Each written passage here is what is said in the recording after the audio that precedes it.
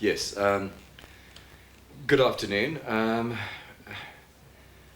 I think we've had a few interviews with people trying to establish um, a bit of a personality profile on Clive, his times, his love for art, and basically trying to get an inside view from people who knew and loved him, from people who worked with him. I've got Erika here, who him and her, Erika and Clive go back quite a while, and basically, Erika, you knew Clive back at university, and then you knew him a bit through his professional stage. I think you lost touch with him during his self-imposed exile in Randburg, and then recently you met up again. So, if you'd like to give us just some of your memories of Clive. Thanks, Andre.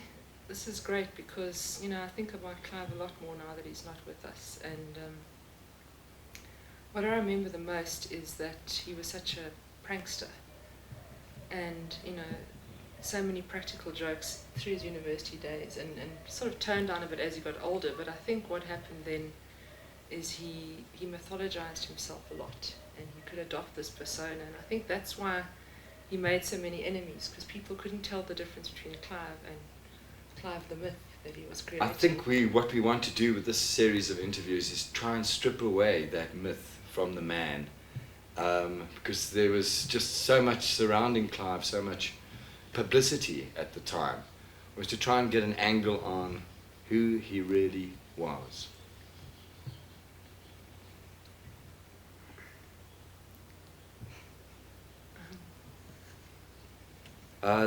Your university time together, which is quite interesting, because he was at Michaelis apparently. Yeah. One of the things that Clive did that I'll never forget is we were invited to a party at this student that was in his class's house, in this very big fancy house in Newlands in Cape Town. And it was her 21st, and her parents had put a lot of money into it and invited him, and it was a fancy dress. And no theme in particular. So Clive arrived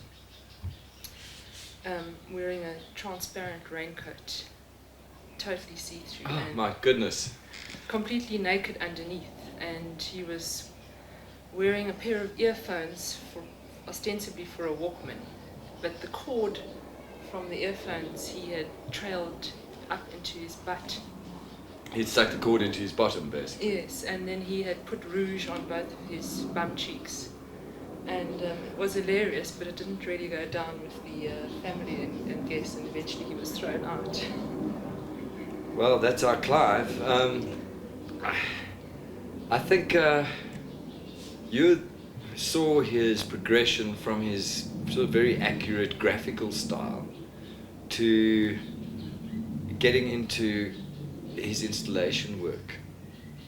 Do you remember where he did an installation of Desolation, which is basically an empty parking lot? And when some American art dealer wanted to buy it, obviously there was a bit of problems in terms of relocating a parking lot to Minnesota or wherever this art dealer was. Can you tell us anything more about his installation work and the various things that he did? That was part of his getting disillusioned with the conventional art circuit in South Africa, the whole establishment around galleries, mainly because he felt that he couldn't really be true to his originality. There was such a pressure on artists to do socially realist stuff back then, and if it didn't make a very clear political message, they said that you were imitating overseas people. So he thought, what the hell, I'm just going to go the whole hog. And he was one of the first people to actually do installations, remember, in South Africa. And I think he was just trying to distance himself from the sort of glaring spotlight of the gallery. And the whole, during the 80s, obviously, most artists were very political because they had to be. But post-94, the burden of political expression was almost lifted from artists' shoulders. And I think that Clive, how do you think he handled that whole transition period? I think he was quite cynical actually, because he had always said that there is a place for art um, where it doesn't have to make such obvious political messages. And he kind of felt, well, I told you so. And at that time when he submitted all that art, those submissions to an art competition, and he used a Khoisan, a Khoi name, a Bushman name, and he also submitted some of his own art, and all the bits of art that he submitted with the Bushman name came first, second, and third, and all his own stuff sort of came 12th and 15th and way down. And the people who ran the competition, I remember at the time being particularly angry about that whole thing.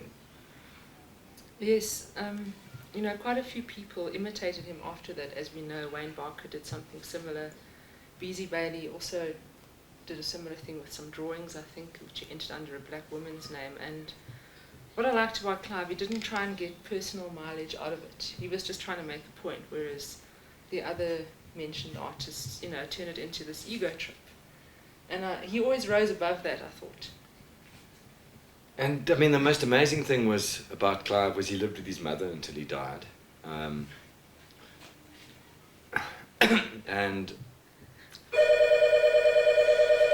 just hold on, let's see. His mother, and I think the reasons were very complex. It wasn't just that she was a lonely old woman. I do know that, you know, we all know he was such a hit with the woman, and you know, he had several marriage offers, and you know, was never short of any opportunity there, but he never actually took it that far. And you know, people always would say the obvious thing, he had a problem with commitment or whatever, but I think deep down he was such a willfully independent person, and I think a relationship would have compromised that. And the other thing, of course, is, you know, I don't think he ever got over the fact that he had a hair lip. You know, he was really depressed about that deep down. I think his self-esteem, even though, you know, the operation took care of it long ago, I think despite his success with women, he never found himself that attractive. I think often it's not how attractive you are, but it's how attractive you actually think that you are. And I think that Clive was deeply insecure, and I think a lot of his art stems from that sense of insecurity almost. Like, basically, I think he was once culturally a little bit sort of not knowing where he was going, and he got into traditional Xhosa art, and he had that whole art exhibition opening where he had himself recircumcised at the art exhibition opening with using Shogun knife set bought on Verimark. And I think that caused a lot of alarm in the art world at the time. And then afterwards he actually had a sort of a piece with his foreskin displayed, which I think he sold to some guy from Norway. But a lot of people said that wasn't actually genuinely his foreskin. It looked like a piece of calamari, mainly because it had breadcrumbs on it. What was the truth behind that whole thing? I mean, did he circumcise himself, or was it a scam? You know? Well, I don't know if it was breadcrumbs or smegma, to be honest. I wasn't actually there that night, so I didn't witness the circumcision. I don't really know. A lot of people, I think, felt it strange for a black guy to have a name like Clive. I think often when people would, you know, when they met him for the first time, they'd expect to meet like a Jewish guy or something, and in this absolutely pitch black guy would walk, which I always think kind of gave him a bit of an edge, a bit of the sort of element of surprise almost. Do you think he exploited that? No, actually, what I liked about him, he never pretended he was a homeboy, and he didn't go for all the obvious sort of connotations of being a hip young black guy. And in that sense, maybe the name suited him perfectly. I'd like to thank you for your time and, you know, a few memories and anecdotes, but just to sum it up, how would you, in a word, sum Clive up, and what has he meant to you as a human being in your life? I think Clive, he himself hated intellectualizing about art, and he would say he's no different from anybody else. He just likes to make things. And I always appreciated that so many artists think they cooler or hipper or have some unique vision that other people don't have. And I think that his sort of penetrating, stripping away of masks, something I always cherish. And in a word to sum him up, one word to describe Clive? Rude. Thank you.